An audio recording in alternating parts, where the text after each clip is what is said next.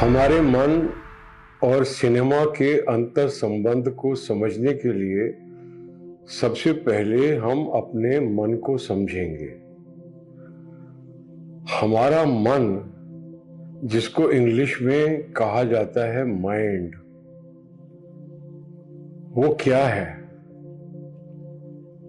Is it the brain और is it the content of the brain? It's a very complex issue. हमारा जो brain है, अगर हम उसको बहुत ही निरपेक्ष भाव से देखें तो हमारा जो ब्रेन है वो एक बायोलॉजिकल हार्ड डिस्क है। और जिस प्रकार से एक हार्ड डिस्क रिकॉर्डिंग को स्टोर करके रखती है, उसी तरह हमारा ब्रेन भी हमारी रिकॉर्डिंग को स्टोर करके रखता है। ये रिकॉर्डिंग क्या है? ये रिकॉर्डिंग है उन सब अनुभवों की जो हम अपनी इंद्रियों के द्वारा कर रहे हैं। अपनी आंखों से जो देख रहे हैं, अपने कानों से जो सुन रहे हैं, अपने हाथों से जो स्पर्श कर रहे हैं, अपनी नासिका से जिसे सूंघ रहे हैं, अपनी जीवा से जिसका स्वाद ले रहे हैं, इन समस्त अनुभवों को पहले हम शुरू में सिर्फ अनुभव करते हैं, लेकिन धीरे धीरे उनकी रिकॉर्डिंग की प्रक्रिया चालू हो जाती है और हमारे 95% अनुभव हमारी आंखों और कान के हैं, ऑडियो विजुअल के हैं। इस तरह जो सिनेमा में रिकॉर्डिंग हो रही है ऑडियो और विजुअल की, वही की वही रिकॉर्डिंग बायोलॉजिकली हमारे जीवन में हो रही है। हम जब से उठते हैं और जब तक सोते हैं, तब तक निरंतर हम जो कुछ भी देख रहे होते हैं, सुन रहे होते हैं, जो भी हमारे इंटरैक्शंस हो रहे होते हैं, वो जितने भी हमारे दिन भर के अनुभव होते हैं, वो अनायास ही रिकॉर्ड हो रहे होते हैं। ये जो हमारी स्मृतियां हैं, ये अनायास हैं, और कुछ स्मृतियां हैं जो सायास हैं, जो हम विद्यालय में जाके, स्कूल में जाके परीक्षाएं देके और रट्टे लगा के स्मृति उसकी करके जो हम सीखते हैं, वो ज्ञान है। और ये जो ज्ञान है, जो हमारे अनुभवों का ज्ञान है, वो भी ज्ञान है, जिसको इंग्लिश में बोला जाएगा नॉलेज। और तीसरा है स्किल्स। ये जितने भी प्रकार के ये अनायास अनुभवों का जो संग्रह है, सायास अनुभवों का जो संग्रह है, और हमारी कुशलताओं का जो संग्रह है, इस सारे के सारे संग्रह को ज्ञान या इंग्लिश में नॉलेज बोला जा सकता है। This is the knowledge that is stored in our brains, in our hard disk, and it is impossible for us to imagine or to think outside of this knowledge that is stored in our brains. जिस प्रकार से कोई भी programme, computer का कोई भी programme अपनी programming के बाहर नहीं जा सकता, जो उसमें प्रोग्रामिंग की गई है, उसी प्रकार हमारे ब्रेन के अंदर जो नॉलेज स्टोर्ड है, वो हमारी प्रोग्रामिंग है। और हम एक प्रोग्राम की तरह उस प्रोग्राम के बाहर नहीं जा सकते। और इस पूरी नॉलेज को मैनेज करने के लिए एक विचार उत्पन्न हुआ है, जिसको हम मैं बोलते हैं। तो एक जब हम फिल्म देखते हैं, तो फिल्म के अंदर भी जो हम देख रहे होते हैं, वो एक रिकॉर्डिंग होती है, वो प्रोजेक्ट हो रही है पर्दे के ऊपर, और उससे हम जाकर आइडेंटिफाई करते हैं थ्रू द प्रोटैगनिस्ट।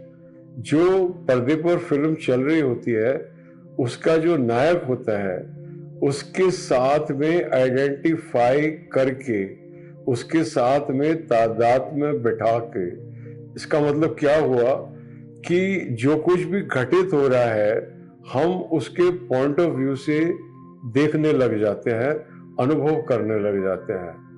जीवन में आपने कभी भी ये नोटिस नहीं किया होगा कि हम कभी भी अपने पॉइंट ऑफ व्यू से बाहर नहीं निकल पाते, ना ही निकल सकते हैं। एक शरीर के तौर पे हमारा एक पॉइंट ऑफ व्यू है, जो हमारे फ्रंट में है वो हमारा पॉइंट ऑफ व्यू है, जो हमारी बैक में है वो हमको दिखाई नहीं दे रहा जब तक हम मुड़ेंगे नहीं।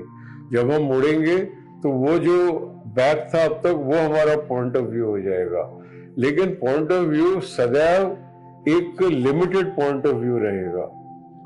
जिस तरीके से ऊंट के आंखों पर ब्लिंकर्स लगा देते हैं, उसको सिर्फ सीधा सीधा दिखाई देता है, लगभग वैसी ही हमारी भी परिस्थिति है।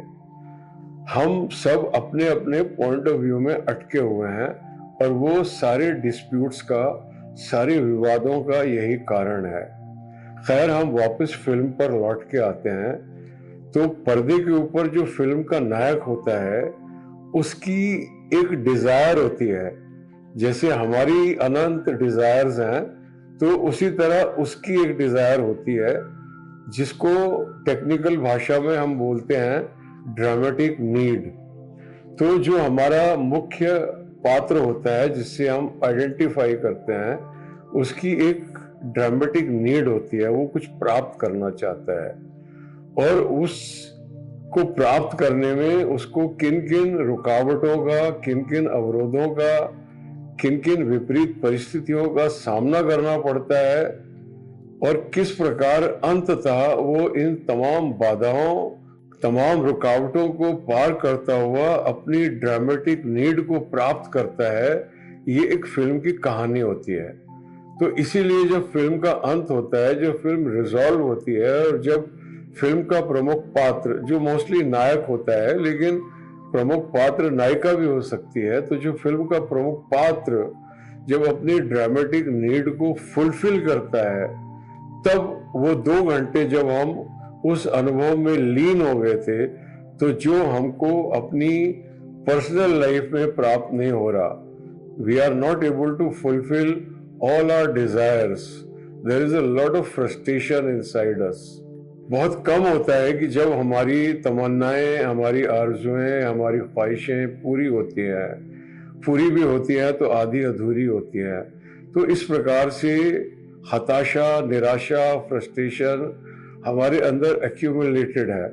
लेकिन जब हम एक फिल्म को जाकर देखते हैं तो उसके नायक के साथ में आइडेंटिफाई करके, because the film has a clear cut screenplay, has a clear cut resolution, all these properties are missing in our personal lives.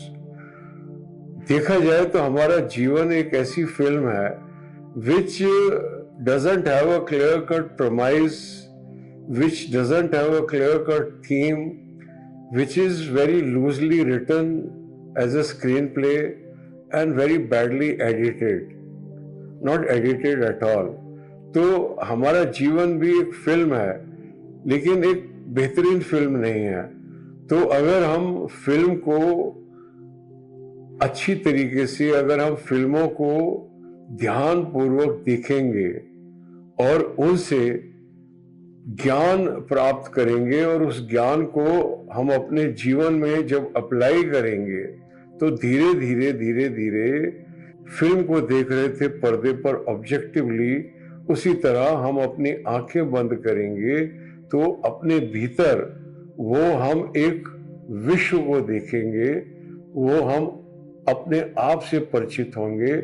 सबसे पहले अपने मन से परिचित होंगे कि हमारा मन किस प्रकार काम कर रहा है, और फिर अंततः हम मन से मुक्त होकर परम आनंद की अवस्था को प्राप्त होंगे। धन्यवाद।